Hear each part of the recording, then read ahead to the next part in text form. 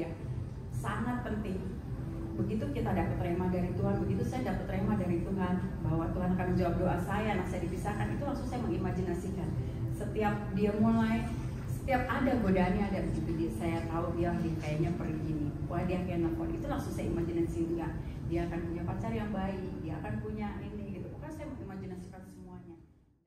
Sungguh indah yang kau pikirkan tentangku, tak terselami bagiku.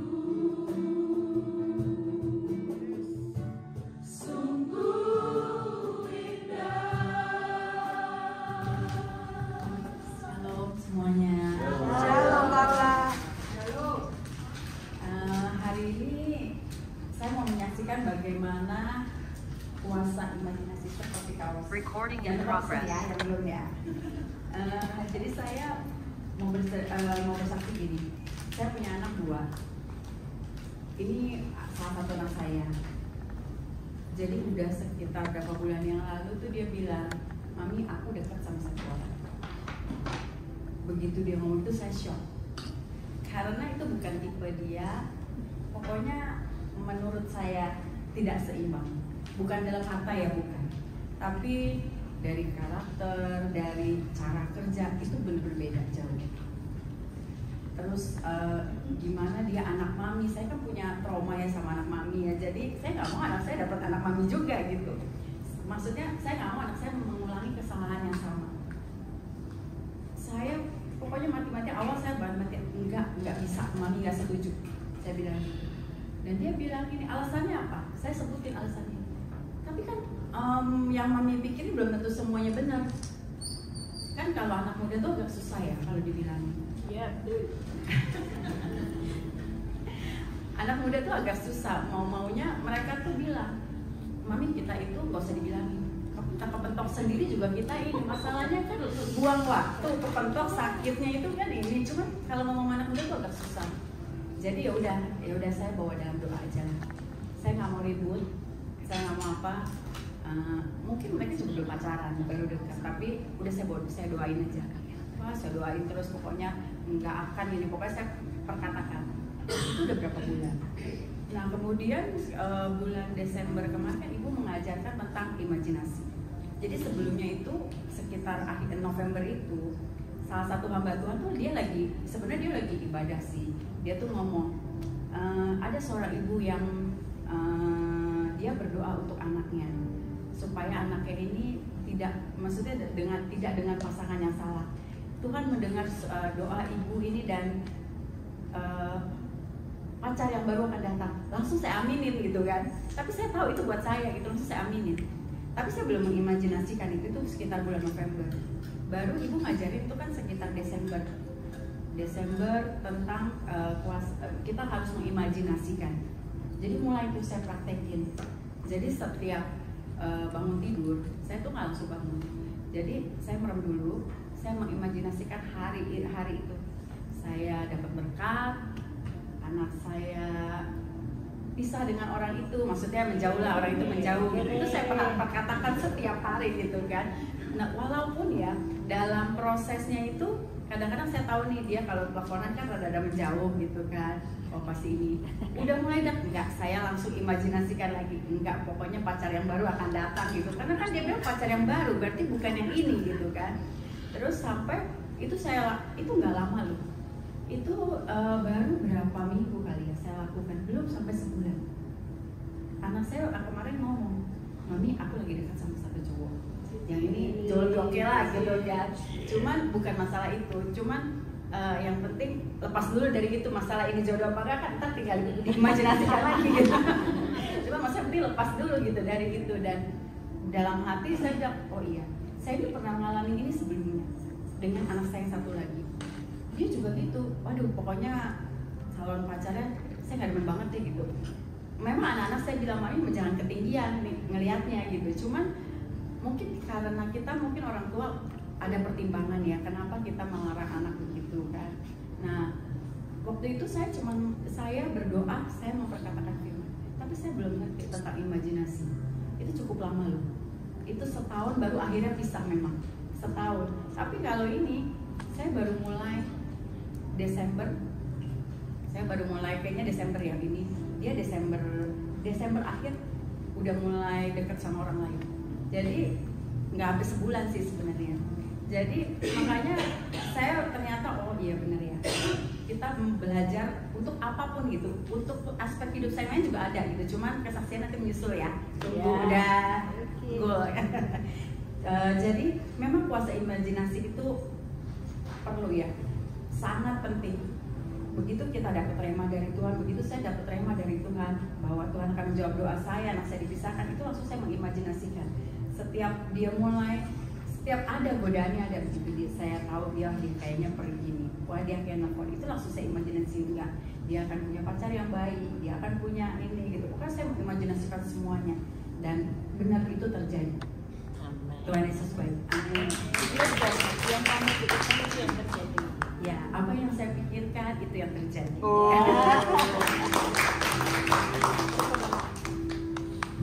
Puji Tuhan. Apa yang kita pikirkan itu yang terjadi. Jadi berpikirnya positif. Bu boleh kesaksian sebentar, Bu? Boleh ya. Ini mungkin salah satu menyambung sedikit dari Kakak Monik kesaksian. Kalau saya lebih kepikiran dan kuasa perkataan.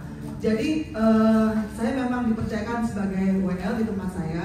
Cuman ternyata saya ini memendam atau menyimpan satu rasa minder dalam kehidupan saya. Mungkin nggak terlalu kelihatan karena kalau di depan ngomong aja dan tidak ada yang percaya kalau saya tuh sebenarnya seorang yang introvert gitu. Jadi kalau disuruh di depan ngomong gitu, sebenarnya tuh saya bisa ngeblank sama sekali gitu ya. Nah beberapa kali diberikan tugas. Oke, saya jalankan, tetapi saya ngerasa tuh memang benar, saya tuh kalau disuruh misalnya ya, salah satu contohnya kalau disuruh KKS dan perubahan, itu saya bisa nggak tidur, saya bisa gemet, saya tuh bisa, kalau istilah saya tuh senewen gitu ya, senewen dari seminggu sebelumnya atau dari beberapa waktu sebelumnya saya tuh bisa senewen, bisa bolak-balik, gimana ini, bener-bener saya tuh nggak tenang gitu ya. Nah satu saat tuh karena kita satu grup gitu kan, kita lagi ngumpul, ternyata itu berpengaruh. Jadi ya apa yang kita punya, apalagi mungkin kita sebagai leadernya, itu bisa berpengaruh terhadap teman-teman setim kita.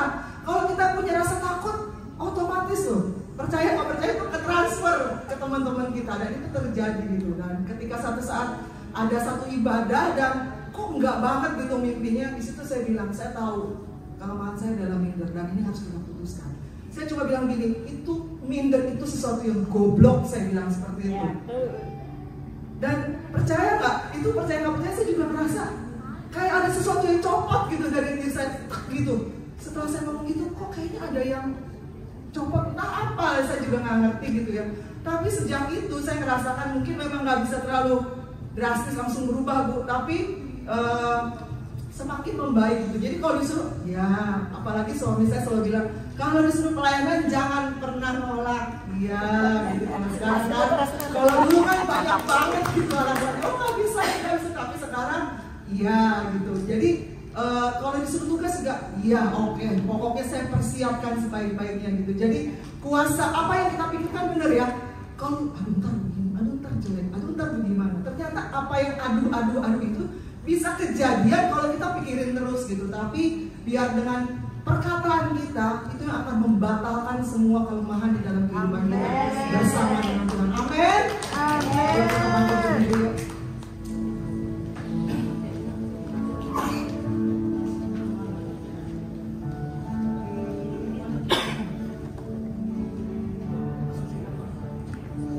Kita siapkan hati kita untuk memasuki firman.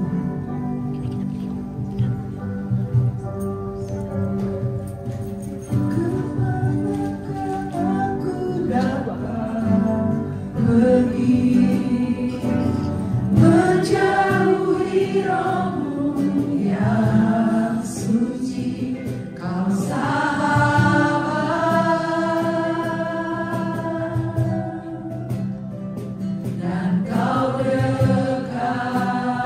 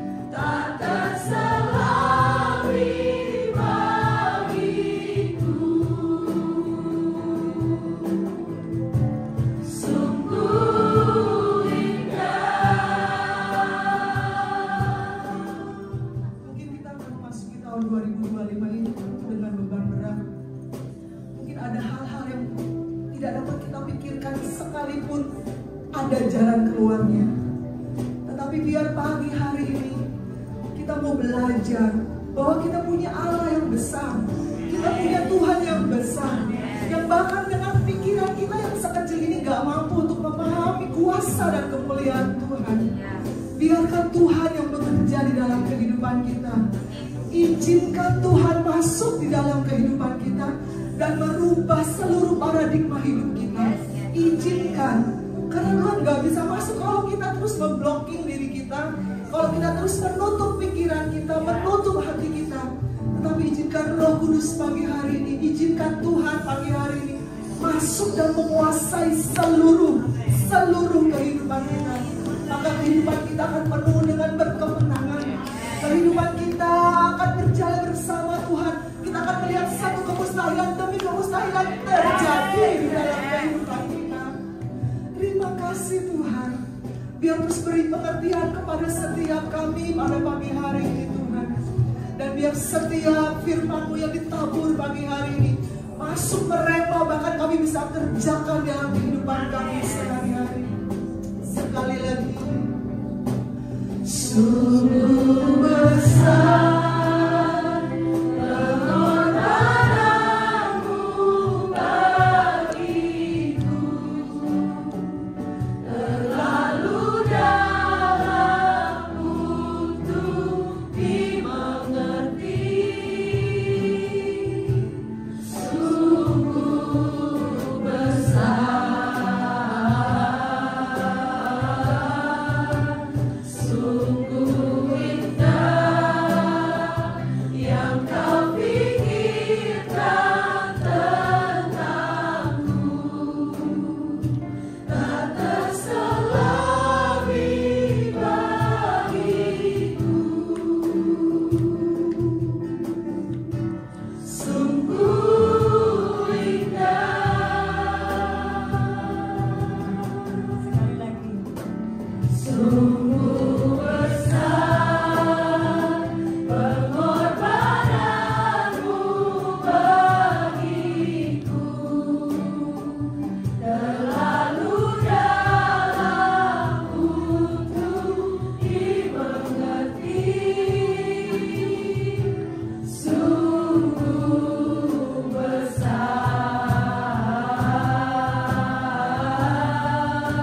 sungguh indah yang Kau pikirkan tentangku,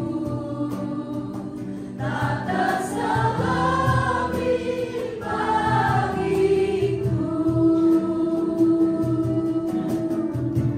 Sungguh indah. Terima kasih Tuhan, Kau memikirkan hal-hal yang ajaib buat hidup kami.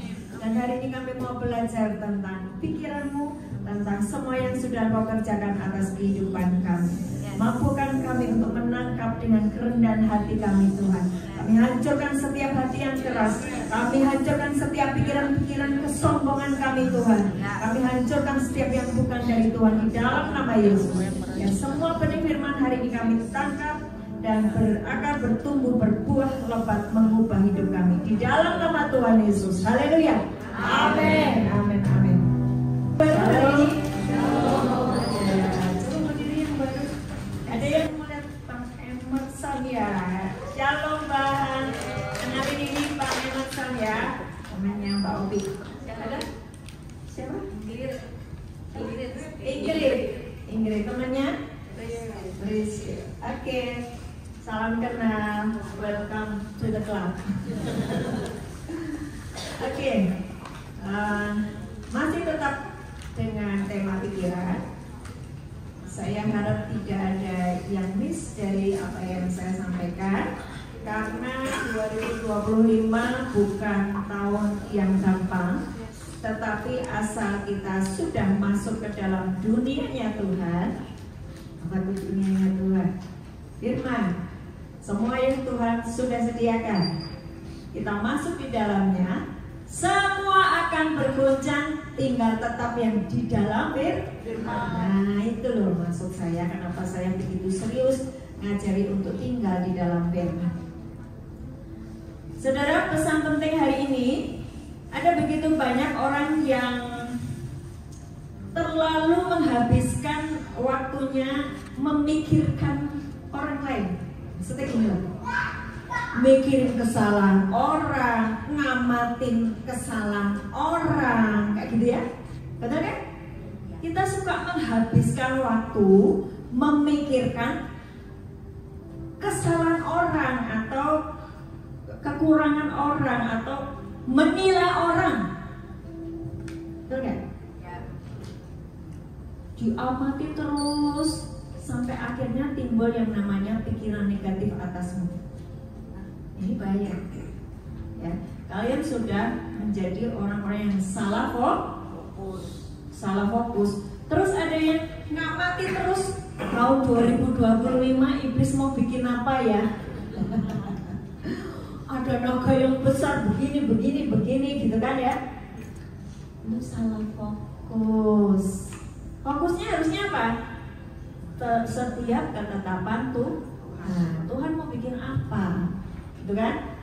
Nah, bagi yang masih terus menghabiskan waktu dengan hal demikian, engkau sedang tidak mengerjakan firman Tuhan yang berkata, Kolose 2 ayat 3, ayat 2 dan 3 itu, pikirkanlah perkara yang di atas, gitu kan?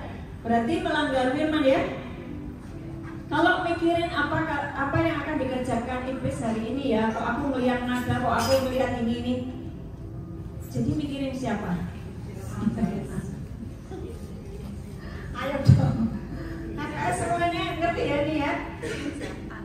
Mikirin setan, ngapain mikirin setan gitu loh. Pikirin firman. Yuk kita mulai ya. Yakobus 1 ayat 19 sampai 25. Saya akan menjelaskan mengapa pikiran kita ini bisa menentukan masa depan kita ya. Yuk Yakobus 1 ayat 19 sampai 25. Hai saudara-saudara yang kukasihi, ingatlah hal ini. Setiap orang hendaklah cepat untuk mendengar, tetapi lambat untuk berkata-kata dan juga lambat untuk marah. Sebab amarah manusia tidak mengerjakan kebenaran di hadapan Allah.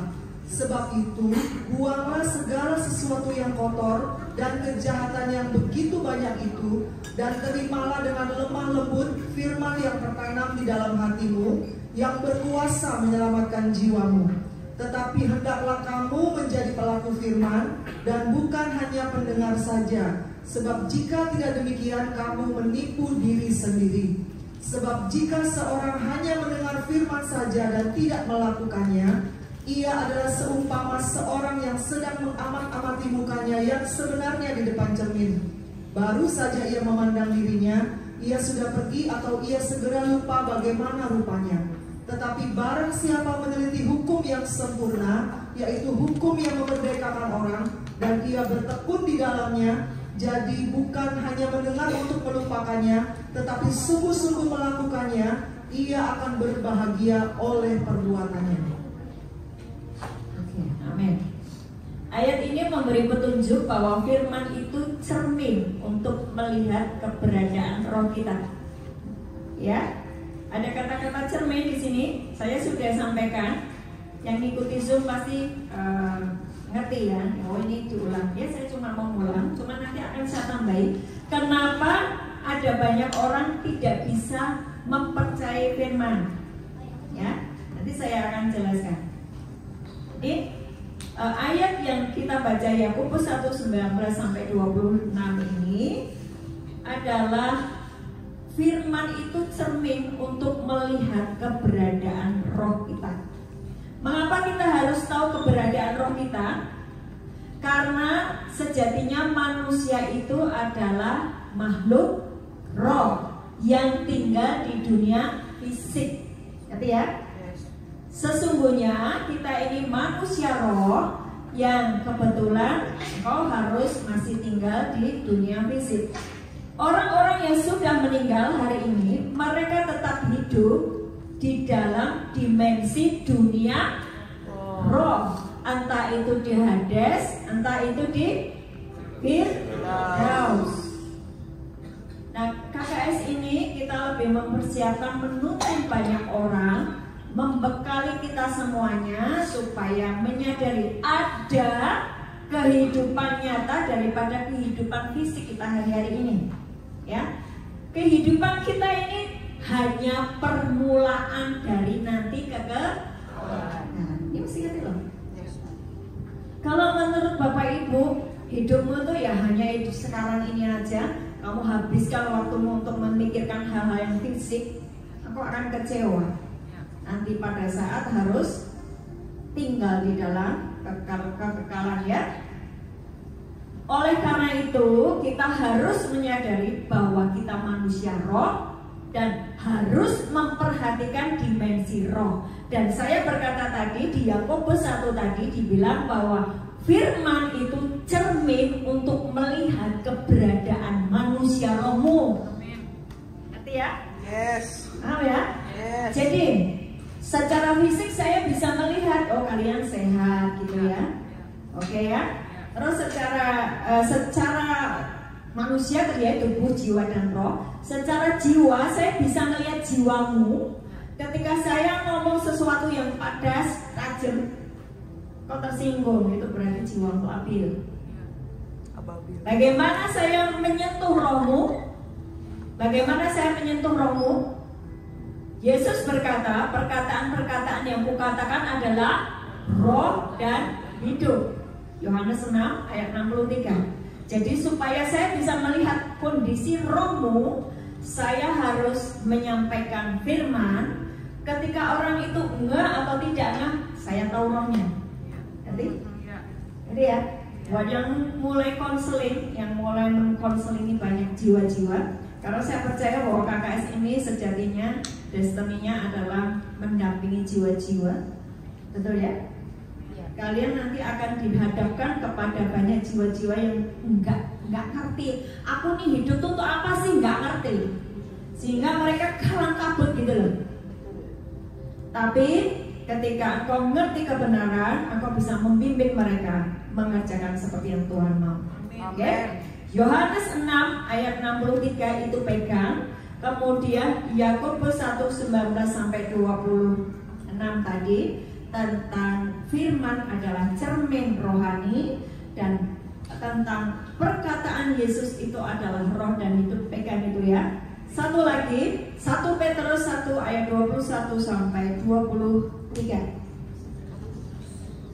1 Petrus 1 ayat 21 sampai 23.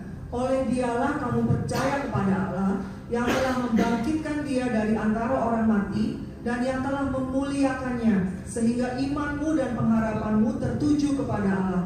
Karena kamu telah menyucikan dirimu oleh ketaatan kepada kebenaran, sehingga kamu dapat mengamalkan kasih persaudaraan yang tulus ikhlas. Hendaklah kamu bersungguh-sungguh saling mengasihi dengan segenap hatimu, karena kamu telah dilahirkan kembali, bukan dari benih yang fana, tetapi dari benih yang tidak fana, oleh firman Allah yang hidup dan yang kekal. Tadi firman adalah cermin rohani. Sekarang firman yang disampaikan kepada kita itu adalah benih rohani. Ya? Halo? Yes, ma'am. Firman yang disampaikan itu adalah benih rohani. Saya berkata juga bahwa pikiran kita adalah rahim rohani. Ngerti? Yes. Kenapa pikiran saya rahim rohani? Karena saya adalah mempelai perempuan. Yesus mempelai laki-laki. Yesus mempelai laki-laki, dia punya benih. Benihnya adalah firman. Bagaimana mempelai perempuan menangkapnya adalah ketika menyediakan pikiran yang bersih, hati yang bersih, hati yang lembut, jangan keras. Ya. Waktu benih itu sampai di pikiranmu, dia akan bertumbuh, berbuah lebat jika pikiranmu sepakat. Jika pikiranmu sudah menolak dulu, berarti setiap benih yang ditabur tidak akan berbuah, gugur. Seperti seorang perempuan yang sedang keguguran. Jadi di nanti 9 bulan dia tidak akan mendapatkan bayi. Sama ketika Bapak Ibu menangkap firman, engkau ngantuk, engkau pikirannya kemana-mana, sehingga benih itu tidak bertumbuh. Terus nanti pulang dari sini, tadi sampai firmannya apa ya? Ya nggak nangkap apa-apa. Sehingga waktu aku dapat janji Tuhan ini loh, aku kok enggak, nanti menyalahkan Tuhan, padahal dia sendiri yang tidak menyediakan pikiran atau rahim rohani. Ya. Ayat 23, karena kamu telah dilahirkan kembali bukan dari benih yang fana oleh firman Allah yang hidup dan yang kekal. Sebab ayat 24, sebab Semua yang hidup adalah seperti rumput, ya, terus dan segala kemuliaannya seperti bunga rumput. rumput menjadi kering dan bunga gugur. ayat 25 dibaca bersama-sama. 2, 3. Tetapi firman Tuhan tetap untuk selama-lamanya. Inilah firman yang disampaikan Injil kepada kamu. Perhatikan, kita masuk dimensi manusia roh jika Yohanes 6 ayat 63, 1 Petrus 1 ayat 23 engkau pahami dengan sungguh-sungguh, engkau baru bisa masuk ke dalam dimensi roh. Jadi kalau ada orang berkata tentang dunia roh tapi dia tidak memakai firman, tidak usah dengerin. Sudah pasti masuk dunia rohnya salah, yang beda. Oke ya? Udah paham ya? Yes. Udah nggak disesatkan oleh pengajaran-pengajaran ya? Nggak ditakut-takuti sama penglihatan-penglihatan ya? Oke. Ada banyak anak Tuhan menjadi berantakan hidupnya karena tidak menyadari keberadaannya sebagai manusia roh. Mereka menjadi jenuh ketika ibadah seperti ini. Jenuh, males pergi ibadah. Ngapain aku nggak dapat apa-apa? Betul nggak? Paling pendetanya juga ngomong gitu-gitu aja. Paling ketua komsel tuh ngomongnya gitu-gitu doang. Aku nggak dapat apa-apa. Betul ya? Pergi ke persekutuan doa malas. Pergi ke gereja ibadahnya tangannya megang HP untuk balas chattingan WA, ya kan? Terus lihat update statusnya orang, betul gak? Terus lihat rekeningnya apakah ada uang masuk. Rumput kesian banget. Seru kalau yang ini. Kesian banget. Harus dilihat itu. Mengapa ibadah menjadi hal yang tidak menarik? Datang ke sini karena kita kasih tugas sama Bu Ana, ya sudah aku datang gitu kan. Makanya sekarang akan saya banyak orang yang tugas biar pada datang. Tapi jangan itu ininya ya, apa motivasinya. Kamu takut sama Bu Ana atau takut kepada pemimpinmu yang memberikan tugas? Datang karena dipaksa ya. Terus bukan datang karena hati yang lapar dan haus akan firman Tuhan. Nah, mari saya jelaskan kenapa bisa terjadi seperti itu. Yang pertama, Alkitab tidak pernah mengajar kita bahwa Tuhan menerima atau menolak kita karena kita melakukan sesuatu. Yang pertama, Alkitab berkata bahwa Tuhan tidak pernah menolak kita karena kita melakukan sesuatu atau tidak melakukan sesuatu. Ya.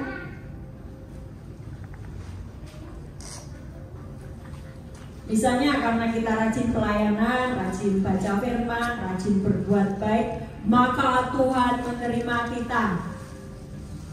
Alkitab mengajar bahwa tindakanmu itu sama sekali nggak cukup untuk mendatangi Tuhan yang begitu baik dan begitu kudus. Kamu baik karena Allahmu sudah baik. Kamu melayani karena kamu sudah dilayani Tuhan. Mati. Jadi Alkitab tidak pernah mengajarkan bahwa kamu diterima Tuhan karena kamu melakukan sesuatu. Alkitab berkata bahwa kamu berbuat baik karena Allah sudah baik kepadamu. bukan supaya kamu diterima Tuhan. Amin ya.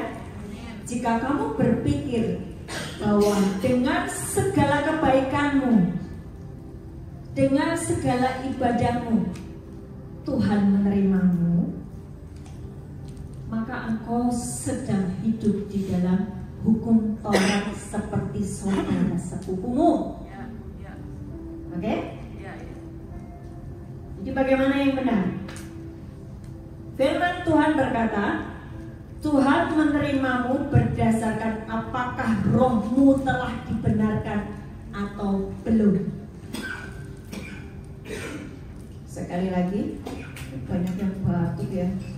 Cuaca. Jangan menyalahkan cuaca, katanya sudah menjadi manusia ilahi. Sudah diajari berkali-kali, Pak Pendeta Nils, gimana sih? Saya sudah ngajari kalian untuk hidup ilahi. Hah? Kenapa yang satu batuk itu batuk sih? Nanti kalau ada jenis COVID yang baru kalian ikut enggak? Jangan, enggak mau. Sudah diajari sampai teriak-teriak kayak gini. Jangan dong, praktekkan. Ini makanya pikiranmu tuh kudu diklikin sama firman ya. Ini waktu. Saya ngomong bingung sampai ngomong.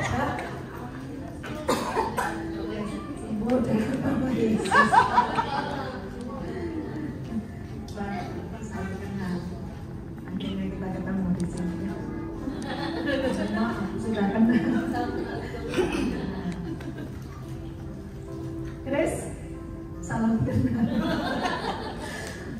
Biar nggak tegang, kalian itu dengar firman sambil tegang. Oke? Jadi bisa nggak mau? Tuhan menerimamu berdasarkan rohmu telah dibenarkan. Jadi firman Tuhan berkata, Tuhan menerimamu berdasarkan apakah rohmu telah dibenarkan atau belum. Roh tidak menjadi benar melalui perbuatan baik atau sikap yang baik. Kebenaran datang melalui pengakuanmu bahwa Yesus Kristus adalah Tuhan dan Juru Selamatmu. Saat kamu mengakui Yesus sebagai Tuhan dan Juru Selamatmu, kamu dibenarkan. Kamu diberikan roh yang baru. Kamu diberikan hati yang baru. Hati yang keras diubah jadi hati yang taat, yang lembut. Ayatnya di mana? Yehezkiel 36 ayat 26-27. Ngerti ya? Jadi Tuhan menerimamu bukan karena kebaikanmu. Kamu sudah diterima, kamu sudah diampuni, kamu sudah dibenarkan sejak engkau terima Yesus sebagai Tuhan dan Juru Selamat. Di dalam Kristus kamu adalah ciptaan yang baru. Yang lama sudah berlalu, yang baru sudah datang. Mau kamu percaya, mau tidak, kebenarannya seperti itu. Kok banyak sama dengan yang kemarin? Kebenaran datang melalui pengakuan Yesus Kristus sebagai Tuhan dan Juru Selamat kita saat kita dilahirkan kembali. Tuhan memberimu roh yang baru. Kebenaran tidak didasarkan pada tindakan-tindakanmu. Contoh, di dalam sebuah instansi kantor, orang digaji untuk mengerjakan tugas-tugas yang sudah merupakan job desk-nya dia, betul ya? Dia digaji untuk itu. Otomatis dia harus datang setiap pagi, mengikuti aturan-aturan yang ditetapkan di kantor tersebut. Terus kalau ada pegawai yang rajin, kerjanya bagus, ya itu sudah seharusnya gitu loh. Betul ya? Itu sudah seharusnya terjadi seperti itu. Nah kalau ada pegawai yang males-malesan, sering bolos, kerjanya berantakan, terus menyalahkan bosnya, menyalahkan teman-temannya, yaitu namanya nggak tahu Diri. Nggak tahu malu. Namanya kamu nggak tahu diri, sudah digaji sebulan dikasih segini, ya tugasmu cuma kerja yang baik aja, gitu toh. Nggak usah fokus nyalakan bosnya, nyalakan orang lain, nyalakan temennya yang nggak bisa kerja tim. Orang sah seperti itu. Fokus saja kamu bekerja yang baik. Pikiranmu mulai disetel sesuai dengan firman ya. Kerjalah yang bagus. Dan makin bagus, maka kamu akan mengalami yang namanya progres. Apalagi kalau engkau mempraktekkan firman. Wah, itu keren banget. Ya. Karena apa? Ya waktumu dan tenagamu itu sudah dibeli sama perusahaan toh. Yes. Tapi memang tidak boleh yang namanya karena aku sudah dibeli oleh perusahaan, maka ketika bosku menyuruh aku korupsi, markup ini dan ngomong yang bohong, ya jangan. Kamu harus memiliki firman, lakukan seperti yang Tuhan suruhkan. Demikian juga dengan hidup kita, kamu sudah dibayar lunas oleh siapa? Ya otomatis kamu miliknya Yesus. Nah terus kenapa kamu mengerjakan apa yang diperintahkan dunia? Loh, hidupmu itu sudah dibayar lunas oleh Tuhan Yesus. Pikiranmu, jiwamu, keinginanmu sudah dibayar sama Tuhan. Kamu tuh milik Tuhan, dibayar lunas pakai darahnya. Berarti kau harus mengerjakan.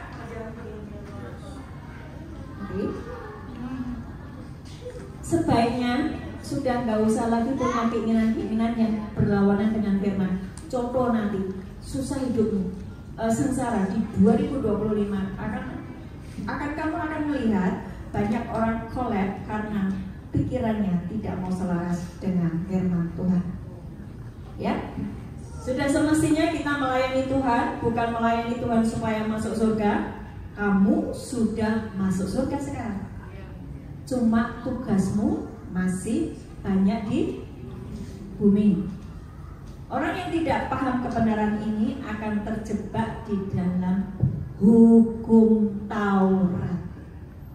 Nih, kalau yang pada bingung, apa sih hukum Taurat? Nanti baca sendiri di Roma 7, tapi saya akan jelaskan ya.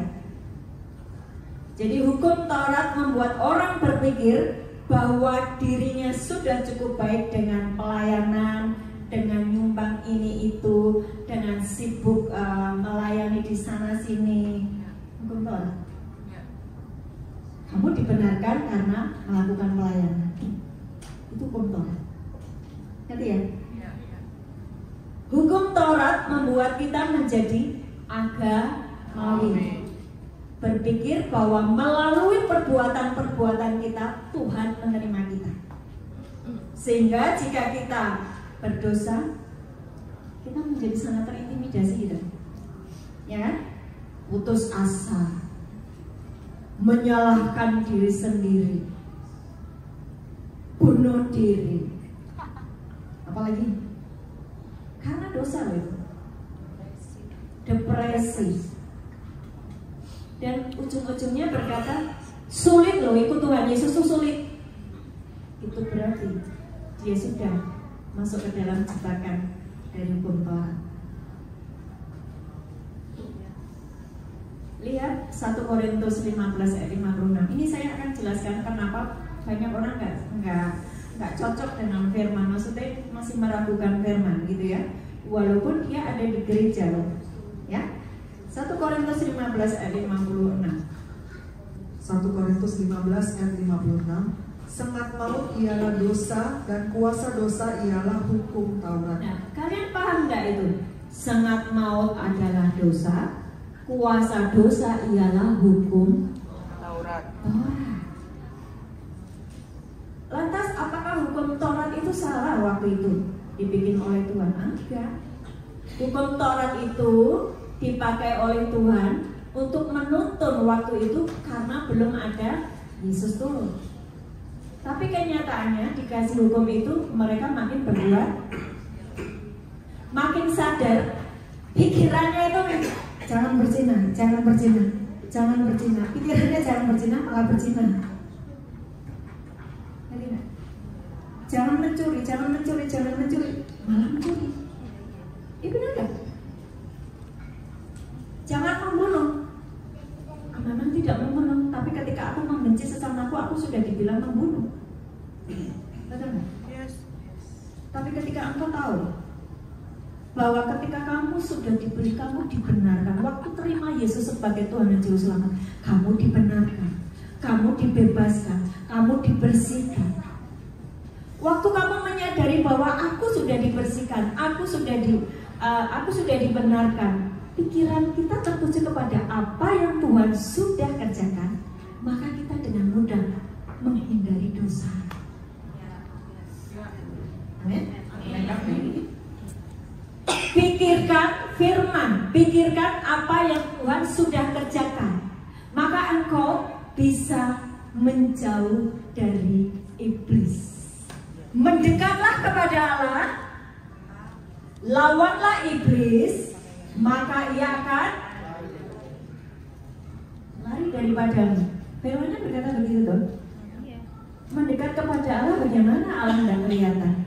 Tadi mendekat kepada siapa? Firman. Firman itu apa yang sudah Tuhan tetapkan, apa yang Tuhan sudah ucapkan. Raja kita, Tuhan kita ini adalah Raja. Waktu dia mengucap sesuatu, itu adalah hukum yang berlaku di alam roh maupun alam fisik. Walaupun sekarang alam fisik masih dikuasai oleh iblis. Mereka yang korupsi makin makmur, mereka yang tipu-tipu makin naik progres tinggi. Biarin. Saya dengar tadi dari Ibu Monik, hari ini ada kebakaran di mana? California, LA. Dan itu tempat-tempat para artis. Dan itu punya segalanya. Habis. Firman sudah berkata, segala sesuatu akan diguncang. Tinggal tetap yang tidak terguncang. Apa? Firman. Kalau kamu sudah tinggal di dalam firman, semua guncang. Kamu enggak. Amin. Kamu tetap makmur. Kamu tetap diberkati. Kamu tetap sehat. Orang lain kena virus yang baru, kamu enggak. Karena kamu masuk ke dalam firman, dalam dunianya Tuhan, dalam semua yang sudah ditetapkan Tuhan atasmu. Aku tidak akan menimpakan penyakit manapun yang aku timpakan atas mesin atas kamu jika kamu baik-baik mendengarkan suaraku. Amin. Kamu akan tetap naik bukan turun kalau kamu baik-baik mendengarkan suaraku. Berkat ini akan datang kepadamu, bahkan aku akan memerintahkan berkat itu turun ke atasmu sebelum kebutuhan itu ada. Tuhan berkata, jangan takut, jangan gemetar, aku besertamu, aku Immanuel. Pikiranmu harus kamu tujukan kepada Tuhan. Tuhan itu firman. Amin. Aduh, sudah kayak gini kan. Tapi proses Bu, gak bisa instan. Oke, tapi jangan lama-lama. Sebab apa? Hari ini Tuhan membuat yang namanya percepatan. Cepat banget. Kamu memikirkan sesuatu yang baik, cepat terjadi loh. Kamu memikirkan bakal mantu, aku bakal mantu loh. Asik. Ya, nanti baca di Roma 7 tentang hukum Taurat. Jadi hukum Taurat, hukum-hukum yang berlaku di Perjanjian Lama, hukum yang diterima Musa, yang berlaku bagi seluruh umat sampai dengan kedatangan Yesus. Lantas kalau hukum Taurat itu membuat kita kena sengat dosa, kenapa Tuhan mesti kasih hukum Taurat itu untuk Musa?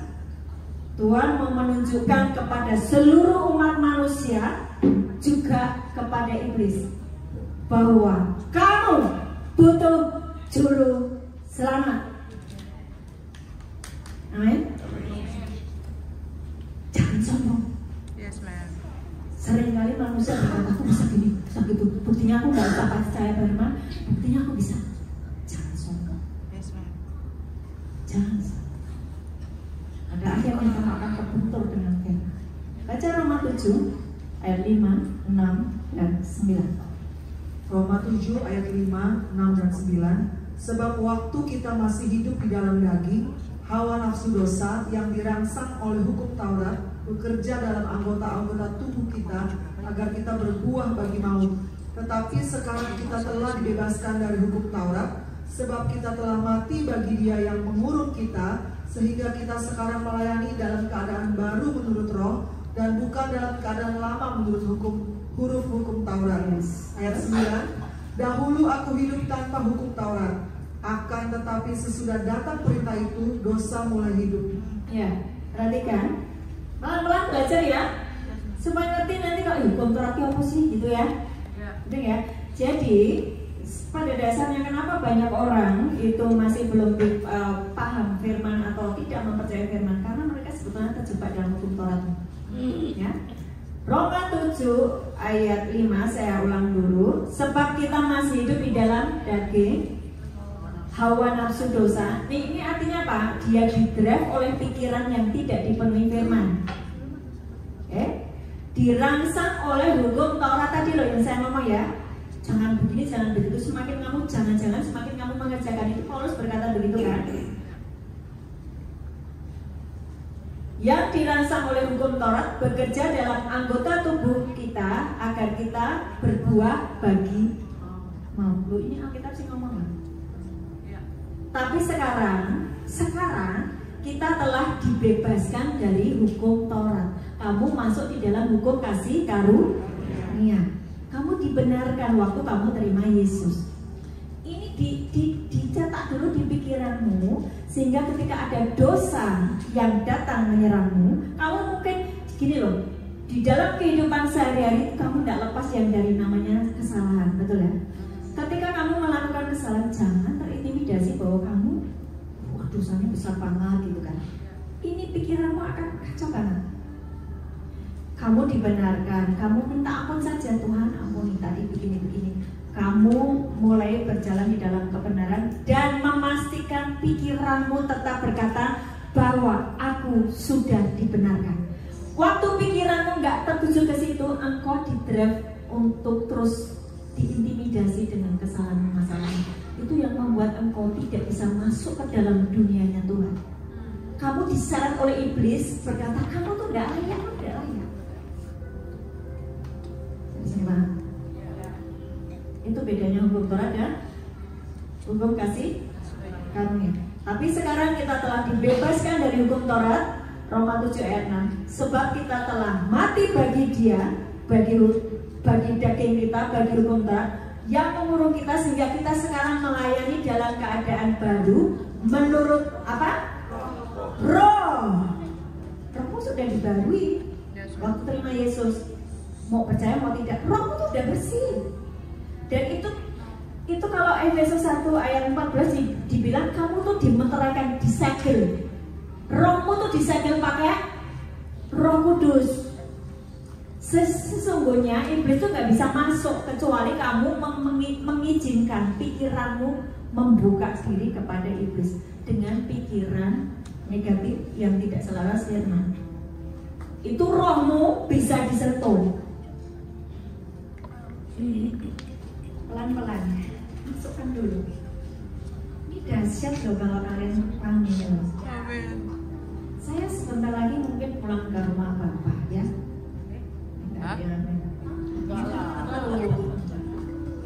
Tapi kan ada kalian-kalian yang masih muda ini yang harus melanjutkan perjalanan itu. Oke, ada yang katakanlah ada ranger, ada ya itu kan kita nggak tahu rangernya kapan. Sekarang kalau saya sudah ngajar kamu sudah naik, kamu tetap naik, kamu sudah di ruang Bapak. Amin. Jangan gemetar dengan pengajaran-pengajaran akhir zaman. Intinya pengajaran akhir zaman itu bintang filmnya Tuhan Yesus. Aktor utamanya, pemenangnya. Jangan kacau dengan antikrisnya. Itu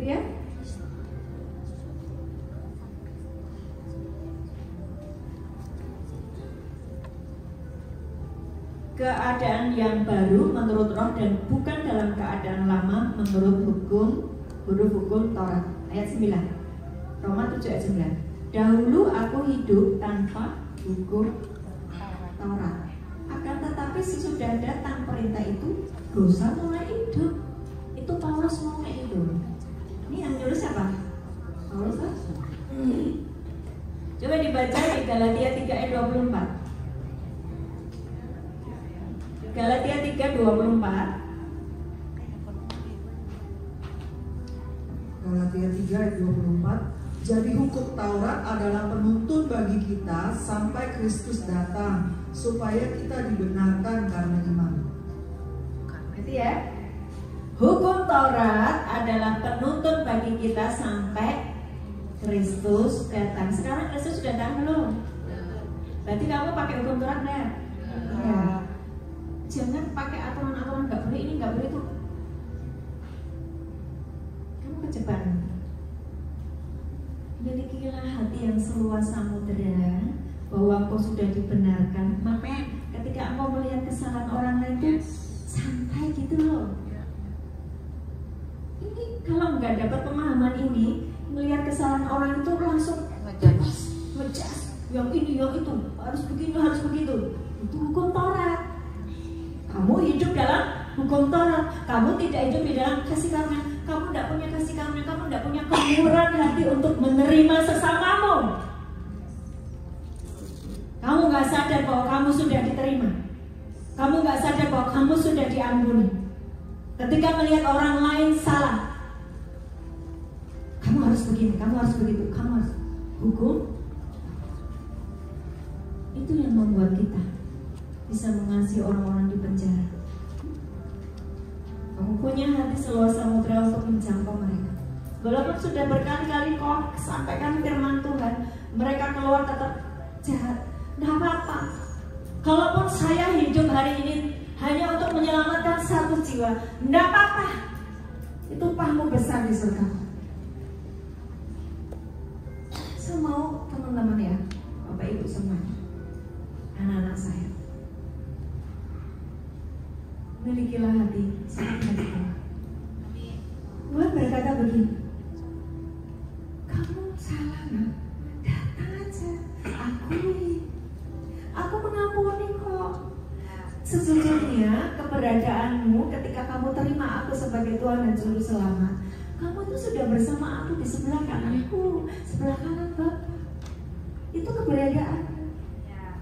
Walaupun kamu hari ini masih di dunia, kamu di dunia, kamu percaya Yesus sebab Dia Allah Bapamu punya agenda untuk kamu menjadi dutanya, mengerjakan pekerjaan-pekerjaan Dia di bumi ini. Ya. Jadi jangan berfokus kepada masalahmu. Kenapa banyak orang sulit untuk mempercayai firman Tuhan? Karena pikirannya berfokus kepada hal-hal fisik yang dia lihat setiap hari, yang dia rasakan setiap hari.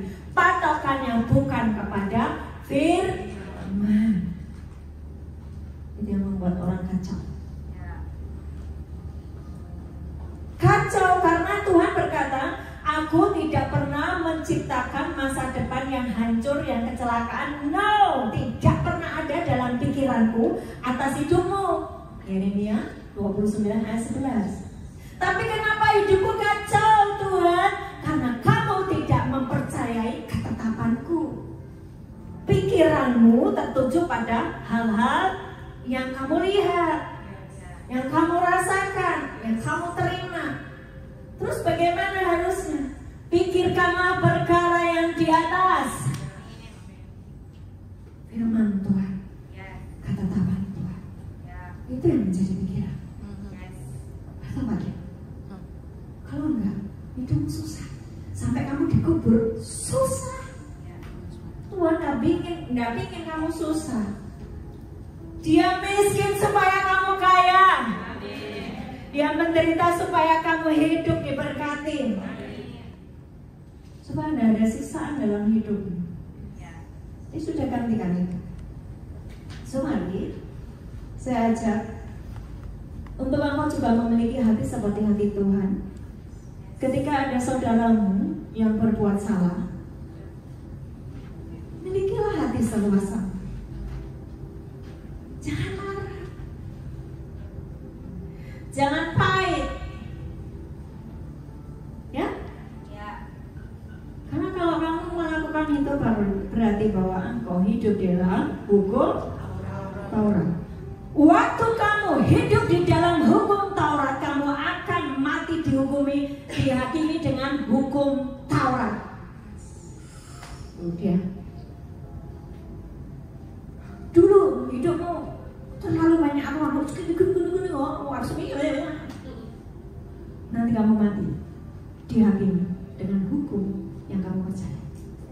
Saya memilih hidup di dalam hukum kasih kasih, melihat sesamanya. Ya wes, mama belum waktunya, belum levelnya, orang sama ha?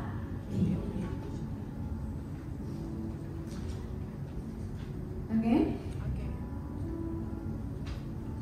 Jadi tujuan Tuhan membuat hukum Taurat adalah membuat engkau berlutut dan mengakui, Tuhan, kasihanilah aku tidak bisa melakukannya, hukum-hukum, aku tidak bisa lepas dari dosa ini. Aku butuh juru selamat. Hukum Taurat tidak dibuat untuk kita mengatasi dosa. Hukum itu digunakan untuk menunjukkan kepadamu bahwa dosa telah menguasaimu. Ciri-ciri orang yang masih hidup di dalam hukum Taurat,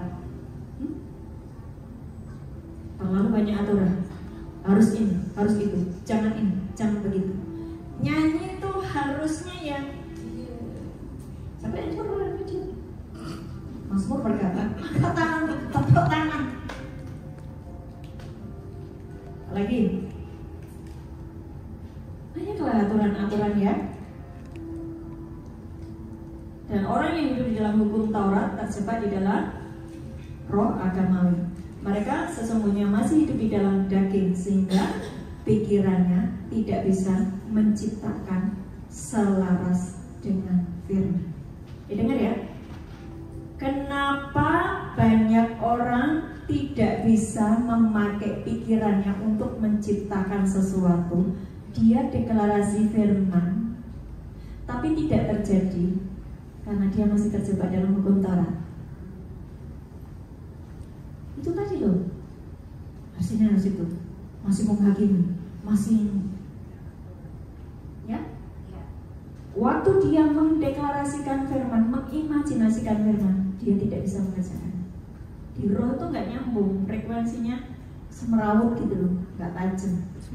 Ini kamu tuh sebetulnya ikut dunia atau ikut Tuhan, itu frekuensinya gini-gini, mau naik turun lagi, mau naik turun lagi.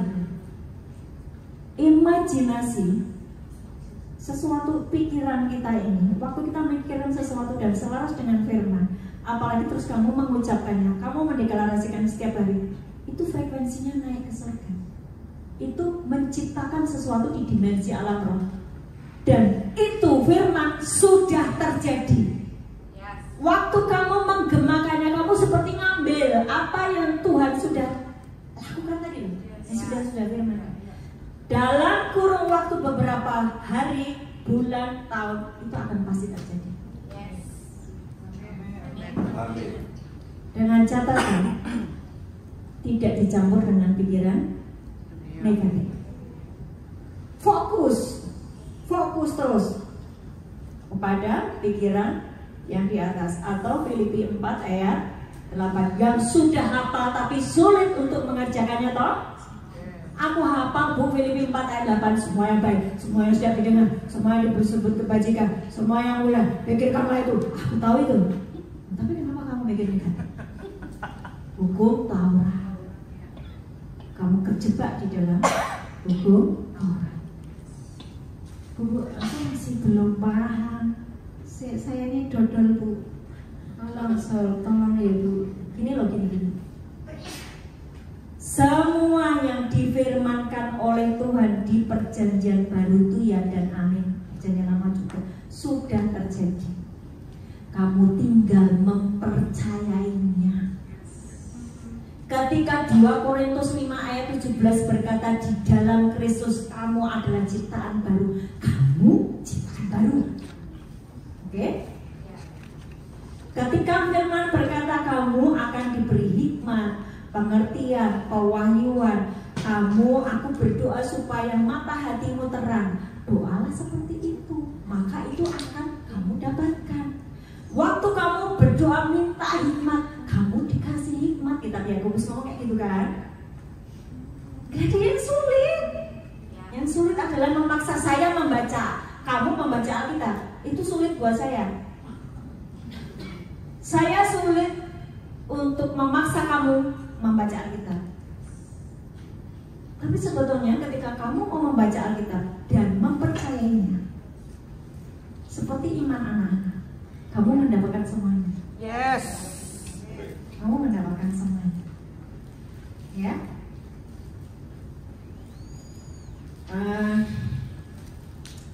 Mereka yang masih hidup di dalam daging sehingga pikirannya tidak bisa menciptakan selaras dengan firman, karena itu tadi pikirannya masih dibelenggu oleh hukum Taurat.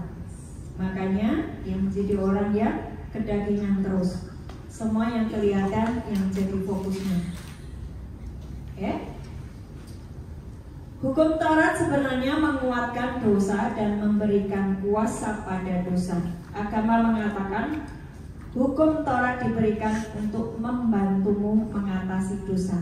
Pakai kekuatanmu sendiri.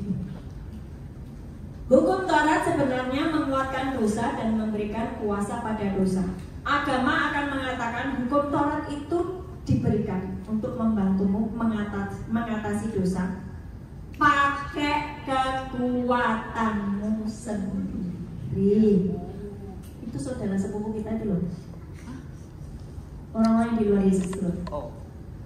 Mereka berpikir mereka bisa masuk surga pakai kekuatannya sendiri, pakai hukum-hukum yang bukan hukum kasih karunia.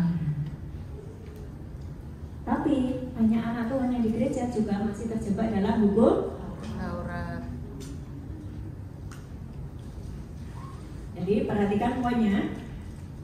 Yang pertama, setan akan membuat engkau mengalami keburukan-keburukan, kehancuran, sakit penyakit, kemiskinan, kamu merasa diaibkan, kamu depresi, kamu merasa rasa kecil hati, dan segala macam hal yang kotor lainnya seperti yang disampaikan oleh Bu Tiara tadi. Dulu saya tuh minder banget. Punya siapa nih ya yang nyambung ke Bluetooth?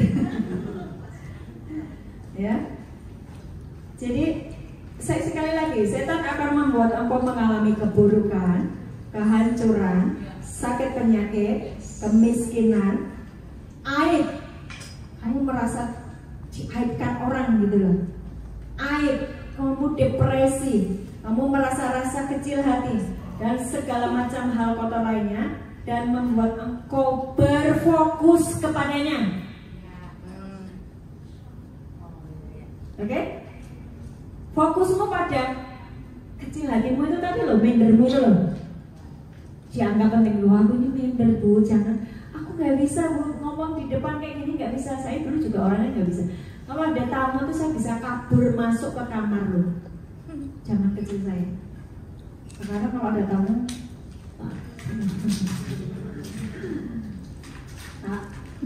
gitu ya. Oh dulu tuh saya takut melihat orang, minder. Nah, iblis akan membuat engkau berfokus kepada kelemahan-kelemahanmu, kepada aibmu, kepada mindermu. Ya, pikiranmu akan dibuat tertuju pada kondisimu. Artinya kamu sedang mendekat kepada iblis. Dengar, kalau kamu tertuju pada mindermu, ya, terus apa lagi tadi? Aibmu, terus apa lagi tadi? Kehancuranmu, kelemahanmu, berarti kamu sedang mendekat kepada iblis. Ayatnya di mana Bu? Yakobus 4 ayat 7 dan 8. Kita sampai jam 11 ya?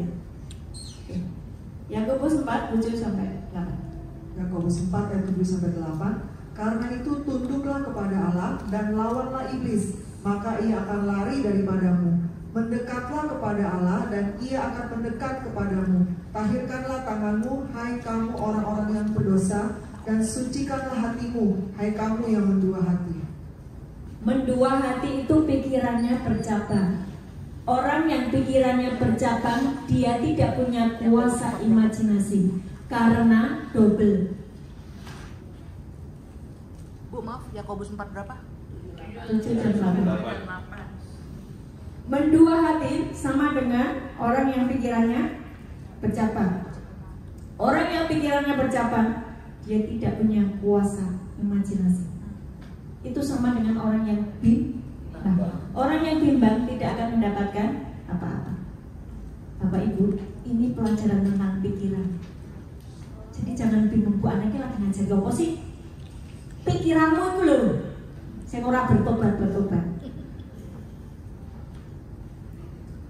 Bagaimana mendekat kepada Allah?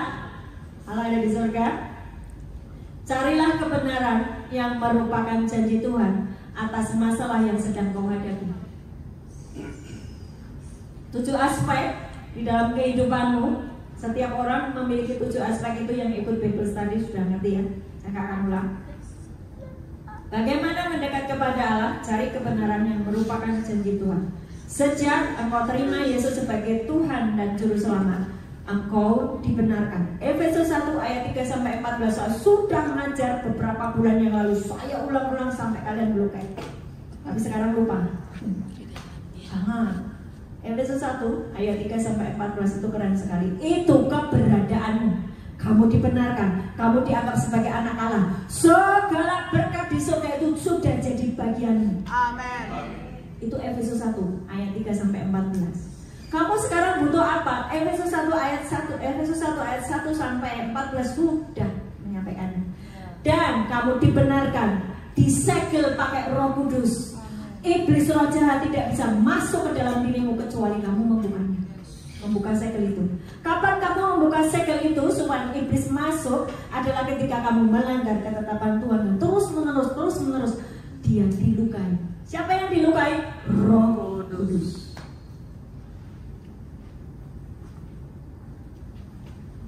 Jadi 2 Korintus 5 ayat 17, dalam Kristus aku adalah ciptaan yang baru, mengetahui bahwa kita bisa berhubungan dengan Tuhan berdasarkan kesempurnaan, kekudusan, dan kebenaran yang sebetulnya Tuhan lakukan, loh. Bukan kamu, bukan saya. Amin ya? Dengan firman ini ada sesuatu yang lepas nggak di dalam diri kamu?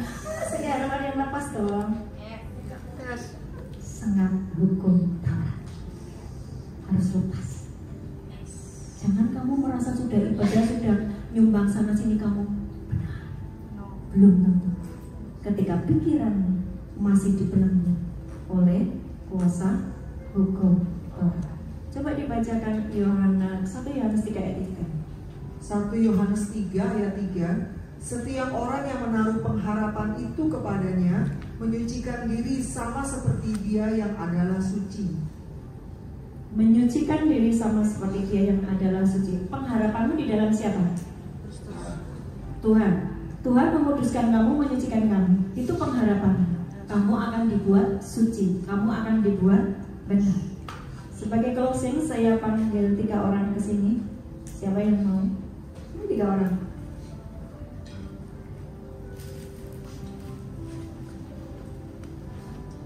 Satu, 2,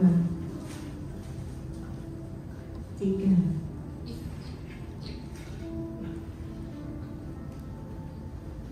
Saya mau kasih ya supaya kalian paham. Sembari Ibu Tiara membacakan Yohanes 1 ayat 3 sampai 5. Berdirinya gini supaya mereka bisa melihat ya. Oh betul, jiwanya yang tengah. Tubuh, jiwa, roh. Oke ya? Ini ya, lihat ya. Tapi ini bukan berarti kamu daging dan aku hanya supaya mereka paham ilustrasi. tubuh, jiwa, roh. Ini pengaruhnya gede loh. Di jiwanya ada apa? Pikiran, perasaan, keinginan, hawa nafsu, ya kan? Di sini. Tapi bukan kamu loh maksudnya. Ngerti ya? Ini pengaruhnya gede banget. Padahal sudah diselamatkan. Kamu tuh sudah diselamatkan. Posisimu itu di sebelah kanan Bapak. Tapi pikirannya, masa sih? Aku tuh ini loh sibuk, ini loh kerjaanku kayak gini. Sehingga dia tidak bisa menangkap sinyal dari surga yang berkata, semua sudah disediakan. Nggak bisa. Orang itu juga harus berhasil karena kerja keras kan ini. Itu kutuk hukum Tuhan. Kutuk. Kenapa kutuk? Kejadian 3 waktu manusia jatuh di dalam dosa, mereka harus kerja keras untuk menghasilkan sesuatu. Efesus 1 ayat 3-14 berkata, semua sudah disediakan, tinggal kamu masuk ke dunianya Tuhan. Apa? Firman. Di pikirannya sepakat dengan rohnya. Dibacakan Bu. Yohanes 1 ayat 3-5. Segala sesuatu dijadikan oleh Dia, dan tanpa Dia tidak ada sesuatu pun yang telah jadi dari segala yang telah dijadikan. Dalam Dia ada hidup, dan hidup itu adalah terang manusia. Terang itu bercahaya di dalam kegelapan, dan kegelapan itu tidak menguasainya. Ada yang belum mengikuti? Dibaca pelan-pelan karena ini penting sekali. Saya bisa menciptakan segala sesuatu karena ada firman. Ayat 3. Baca bareng-bareng 2-3. Segala sesuatu dijadikan oleh firman, dan tanpa firman tidak ada sesuatu pun yang telah jadi dari segala yang telah dijadikan. Nah, segala sesuatu dijadikan oleh Dia. Tanpa dianya apa? Firman. Tanpa Dia tidak ada sesuatu pun yang jadi dari segala yang telah dijadikan. Artinya semua yang tercipta ini oleh karena firman. Kalau pikiran saya penuh dengan firman, saya bisa menciptakan sesuatu yang tidak ada menjadi ada. Sakit bisa sembuh karena itu ketetapan Tuhan. Amin. Kamu miskin jadi kaya karena itu ketetapan Tuhan. Amin. Aku akan hidup makmur karena itu kesukaan Tuhan. Tuhan suka membuat orang senang. Itu Tuhan. Kalau hari ini kamu merana, pikiranmu tertuju kepada hal-hal yang kamu lihat hari ini. Bahwa susah, bosku gini, bahwa sakitku kayak gini, bahwa ini kayak gini. Jiwamu, pikiranmu geblok di sini. Kita bisa geblok nanti. Ya, pikirannya nempel kepada daging. Daging itu apa toh? Semua yang kamu lihat ini loh, hari-harinya kamu lihat. Kantormu, bisnismu, kesehatanmu, keluargamu, yang bisa kamu lihat dengan matamu. Tapi kamu punya mata rohani yang di roh. Oke? Dibaca sekali lagi ayat 3. Segala sesuatu dijadikan oleh Dia, dan tanpa Dia tidak ada sesuatu pun yang telah jadi dari segala yang terjadi. Ada yang ngomong gini, kan itu Dia, kan itu Yesus, bukan saya. Lah kamu itu katanya mencintai Tuhan. Nek mencintai Tuhan, kamu mengikuti firman-Nya, dan firman-Nya berkata, Aku, Bapakku, dan Roh Kudus diam di dalam kamu. Yohanes 14 ayat 23. Buka. Tidak percaya. Kamu berpikir bahwa lo itu kan Yesus yang menciptakan sesuatu. Saya kan manusia biasa. Ya terserah lah posisimu di dalam Yesus apa enggak. Yohanes 14 ayat ada. Jika seorang mengasihi aku, ia akan menuruti firman-Ku, dan Bapakku akan mengasihi dia, dan kami akan datang kepadanya dan diam-diam bersama-sama dengan dia. Betul ayatnya ngomong kayak gitu. Betul. Jadi yang bisa menciptakan tidak hanya Tuhan tapi kita, karena kita anak Allah. Allah menciptakan sesuatu dengan berfirman, kamu juga berfirman, mengucapkan sesuatu. Lanjut. Di dalam dia, ayat 4. Yuk, 2, 3. Di dalam dia ada hidup, dan hidup itu adalah terang manusia. Diulang bareng-bareng ya. Di dalam firman ada hidup, dan hidup itu adalah terang manusia. Jadi kalau saya mendekat kepada firman, saya jadi hidup, terang. Seluruh aspek di dalam hidup saya hidup. Amin. Terang. Hari ini kalau engkau masih punya sisi kegelapan, jangan berfokus kepada sisi kegelapanmu. Berfokuslah kepada firman. Itu seperti mau menghadirkan Tuhan, menghadirkan terang di dalam kelemahanmu. Maka tiba-tiba sisi kelemahanmu lenyap. Semua sakit penyakitmu sembuh. Miskinmu jadi kaya. Hutangmu selesai. Sebab engkau menghadirkan Allah yang pemilik segalanya. Imajinasikan itu, ucapan itu, dan itu terjadi.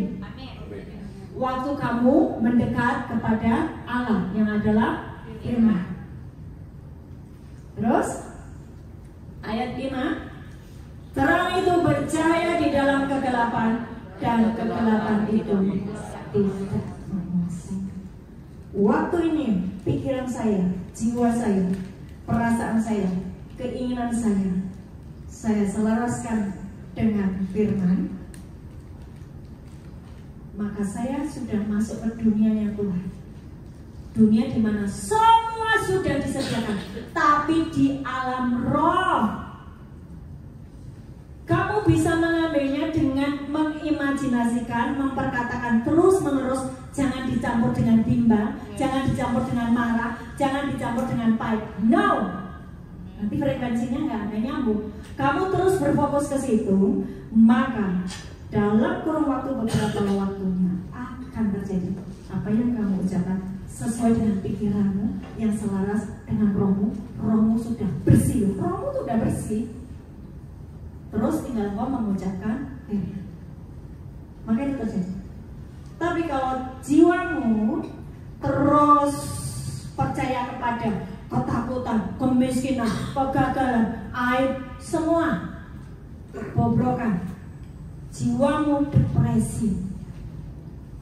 Halo? Jiwamu depresi, jiwamu putus asa, masuk rumah sakit jiwa. Saya yang repot. Oke? Ngerti ya sekarang? Bagaimana membuat yang di sini, yang di fisik ini berantakan adalah sisi manusia, manusia dagingnya, jiwanya dulu sisi, pikirannya dulu sisi, diselaraskan pakai firman. Orang tidak usah fokus kepada apa yang sedang menimpamu, tidak usah fokus kepada suamimu atau istrimu yang masih begini. Nggak usah fokus pada itu, karena itu bukan firman. Firmannya dibuka. Ini yang dagingnya masih berantakan, diam dulu, jiwanya dulu yang diurusi, selaraskan dengan firman, maka boleh. Amin. Amin. Tuhan Yesus memberkati. Sudahkah hari ini? Sudahkah hari ini? 2025 kalian start dengan pikiran yang sudah selesai dari kutub hukum Torah. Ya, oke? Dan kalian akan menjadi anak-anak Tuhan yang menciptakan sesuatu. Apapun keinginanmu, Bapak itu sangat baik. Dia tuh senang kalau kamu senang. Dia sedih kalau kamu sedih. Dia pengen membahagiakan hidupnya. Itulah kerennya Juru Selamat kita. Jadi hari ini aku belum menerima itu. Minta ampun, ampuni Tuhan. Karena aku selama ini terlalu memikirkan hal yang kelihatan. Sementara pikiranku ini gak fokus pada ketetapan. Ampuni aku. Sehingga hidupku berantakan hari ini Tuhan. Itu karena aku sendiri. Aku sudah selesaikan semua di atas kayu salib. Aku gak percaya Tuhan. Aku memilih melihat apa yang aku lihat hari ini. Ampuni aku Tuhan. Ampuni aku Tuhan. Mari kita berdiri. Tutup matamu. Urusanmu sendiri-sendiri dengan Tuhan.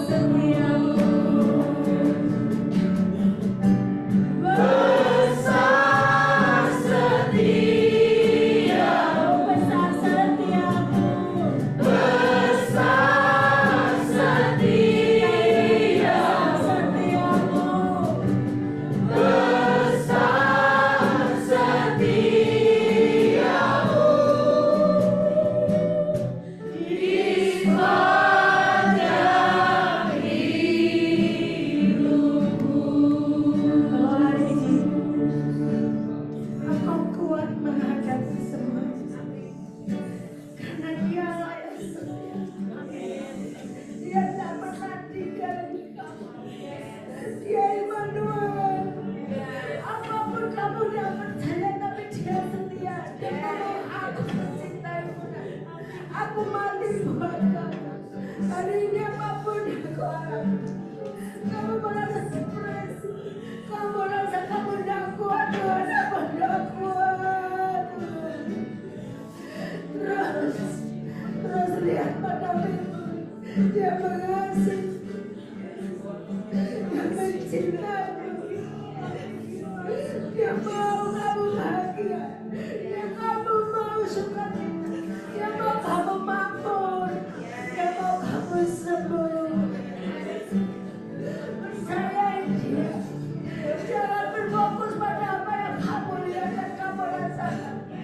Stop mengikuti apa kata iblis yang mendakwa kamu, yang menyuruh kamu terus berfokus pada apa yang kamu lihat, yang kamu rasakan. Stop, sebab kutuk Taurat itu sudah selesai di atas kayu. Kamu hidup di dalam kasih karunia. Kamu gak ada lagi hidup dalam kutuk dada. Kamu tinggal mempercayai firman. Ikuti dia. Ikuti dia. Terima kasih. Ku naikkan syukurku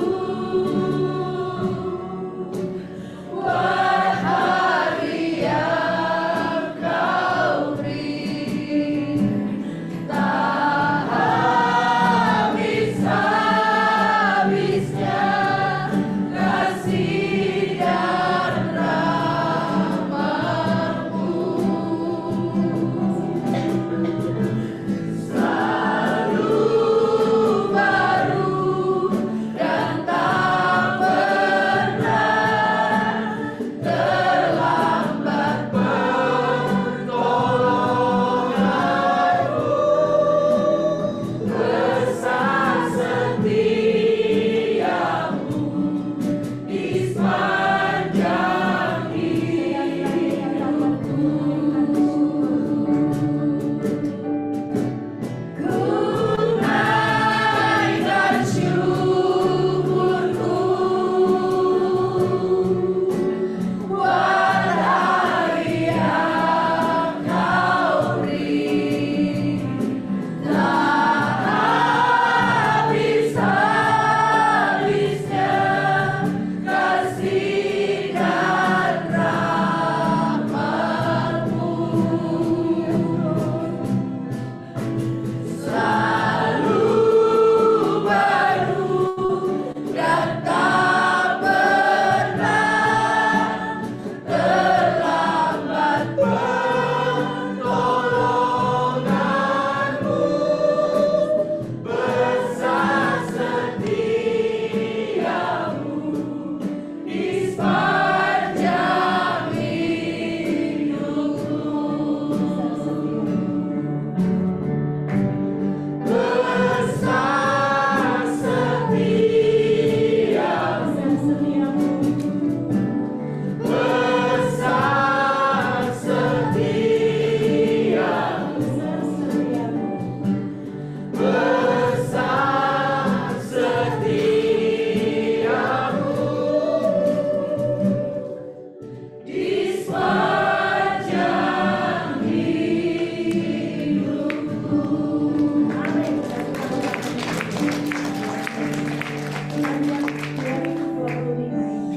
Tuhan akan memahkotai tahun-tahun dengan segala kebaikan.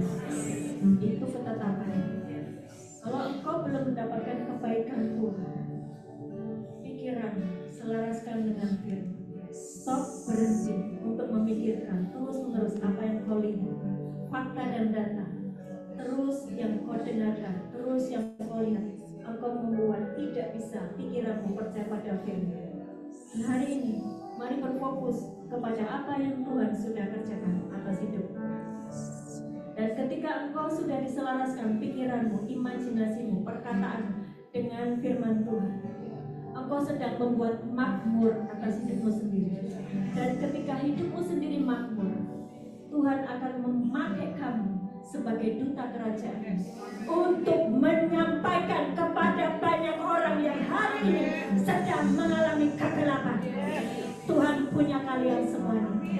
yang pikirannya sudah diselaraskan dengan firman. Kamu muncul sebagai terang, kamu muncul dalam kebenaran, dan mereka akan bertanya kepadamu, dan itulah kehendak Bapa atas hidupmu. Bukan tanpa kebetulan kau harus hidup di dunia ini. Bukan kebetulan kamu harus memiliki suami yang susah, memiliki istri yang sulit. Bukan kebetulan. Ada agenda Tuhan yang harus terjadi atas kehidupan. Selaraskan saja pikiranmu dengan firman dan alami. Engkau dimakmurkan, engkau dibebaskan, engkau dimerdekakan, engkau disembuhkan, dan Bapamu menyediakan semuanya atas hidupmu. Terima kasih Bapa di surga, Hamba-Mu sudah menyampaikan benih firman-Mu pada siang hari ini, meteraikan dalam hati dan pikiran mereka. Kuasa Roh Kudus mencengkeram penuh atas firman yang sudah disampaikan hari ini. Dalam nama Yesus, angkat tanganmu, terima berkat. Tuhan memberkatimu dan melindungimu. Tuhan menyinari engkau dengan wajahnya dan memberi engkau kasih karunia. Tuhan menghadapkan wajahnya kepadamu dan memberi engkau damai sejahtera. Amin. Amin. Amin. Tuhan Yesus memberkati.